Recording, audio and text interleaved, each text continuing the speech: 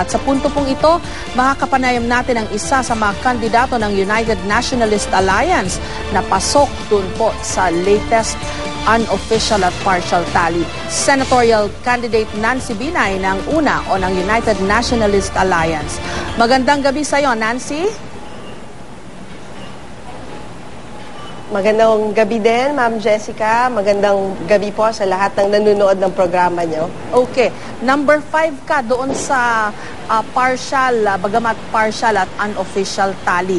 Anong reaction mo dyan nung nakita mo yung numero na pumasok at pasok ka? Katulad din ng mga sinabi ng mga survey. Anong reaction mo?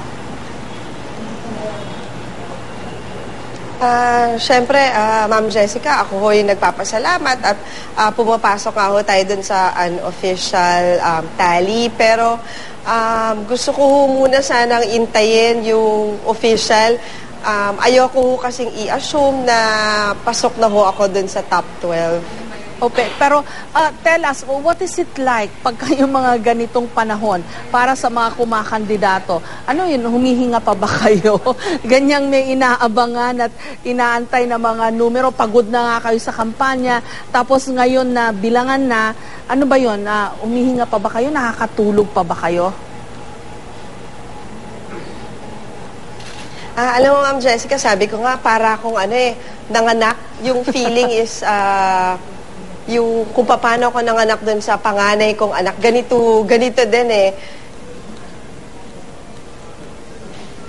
Yung firstborn ko kasi, pumasok ako sa ospital ng 11 o'clock, nanganak ako the next day. Mm-hmm. So yung ganong katagal ako nag-intay. So parang ganon din yung nararanasan ko ngayong gabi. Okay, Nancy, pasensya ka na ha, pero kasi alam ko, hindi ka yata nagbigay ng interview ever mula nung nag-announce ka, itong ganitong klase ng interview mula nung nag-announce ka na tatakbo ka for senator. Yung mga batikos sa'yo, bakit daw bigla ka na lang tumakbo for senator? You have nothing but your father's family name, etc. Anong masasagot mo dito sa mga ibinato sa'yong mga criticism? Unang-una, it's not true na hindi ako nagpapagrant ng interviews. Dun sa mga sorties, araw-araw ako nagpapa-interview. Dun sa mga kasama naming reporter. Tapos, hindi rin totoo na hindi ako sumali sa mga debate. In fact, nag-guest ako sa programa ni Mr. Mike Enriquez dun sa DCWB at kasama ko si Attorney Marwin Lasos noong kaming dalawa yung nagkaroon ng debate. Okay. Pero yung mga yung mga karamihan na mga forum sa TV, wala kang inoohan. Very rare kasi. So, parang tuloy nagkaroon ng perception na ayaw mong makipagdebate, ayaw mong matanong, ayaw mong mausisa, etc., etc. Kasi alam niyo yung mga nakaschedule na debates, may conflict dun sa schedule ko na sortie sa mga probinsya. Ang priority ko ay unahin napuntahan ng ating mga kababayan sa kani-kanilang mga lugar. Ano bang sabi kasi sa'yo? Mas effective daw ba itong campaigning through motorcade, itong pagpunta sa mga rally kesa pag-appear on national television? Alam niyo kasi, Ma'am Jessica, I think among the candidates for this Senate race, ako lang yung talagang nagkaroon ng pagkakataon na mag-campaign. During the campaign period, maraming kasama ngayon sa senatorial slates na last year pa silang nag-iikot sa iba't ibang lugar kasi nagpapakilala na sila na potential senatorial candidates. Ako, wala akong ganung privilege kasi, di ba, last minute nga akong sumabak sa laban na to. Nancy, yung pinakamabigat na paratang o criticism sa'yo, wala ka naman daw credentials to speak of aside from having been the assistant to your parents while they're in politics, ano? Sabi pa nga nung isang hashtag, no, OJT si Nancy, parang gano'n, na parang ano ba ito, ano ba itong pagiging senator, para siyang nag-on the job training. National interest ang at stake pag ang isang tao ay tumakbo for a national position.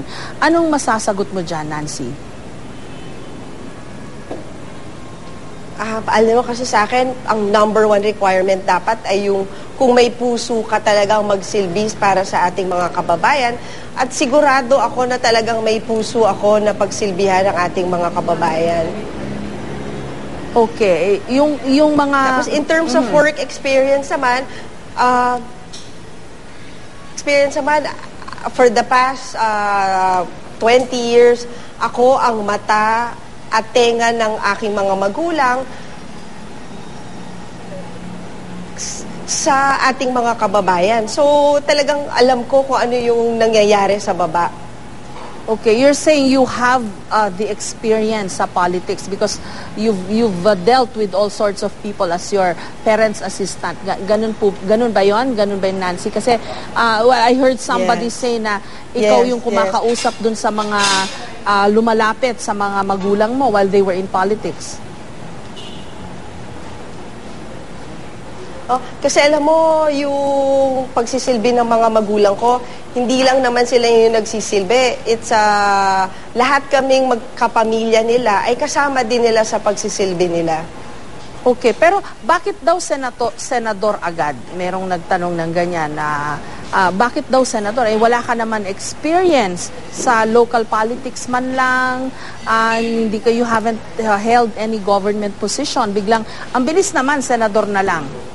Senador na agad, sorry. I guess kasi yung opportunity that was given to me to serve ay sa pagiging senador eh.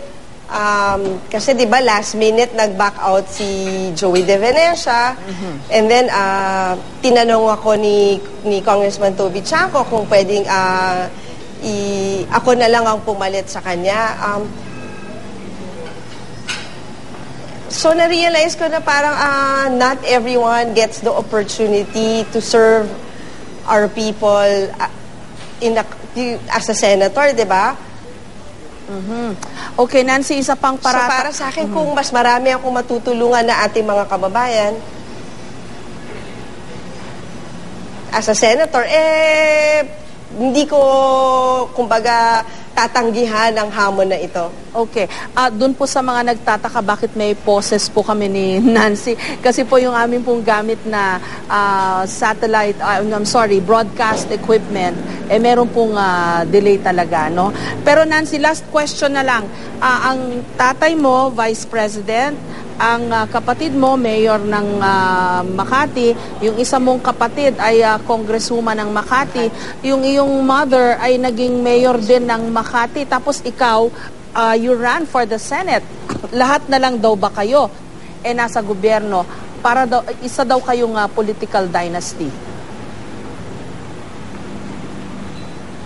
Alam mo, lahat ng family members ko na nasa gobyerno ngayon, sila ay nahalal sa isang malinis at marangal na halalan. So at the end of the day, nasa ating mga kababayan ang desisyon kung gusto nila na may isa pang binay sa ating pamahalaan. Okay. Nancy, would you care to comment on the other criticisms they're hurling against you? Baka meron akong hindi natanong. You can address those critics and maybe even your supporters. I guess siguro gusto ko lang magpasalamat, Ma'am Jessica, kasi alam mo, lahat ng inikutan kong probinsya, kasama yung una senatorial slate, napakainit ng pagtanggap sa amin. At umasa ho sila na pag pinalad ho tayo talaga na makakuha ng pwesto sa Senado, ipagpapatuloy ko ho yung serbisyo na binibigay ng aking mga kapamilya, lalong-lalo na ho ng aking ama. Okay, maraming salamat, Nancy Binay. Magandang gabi sa iyo and the best of luck to you dahil alam namin na pagod na lahat ng mga kandidato at this stage dito sa ating election for the year 2013. Maraming salamat muli sa iyo.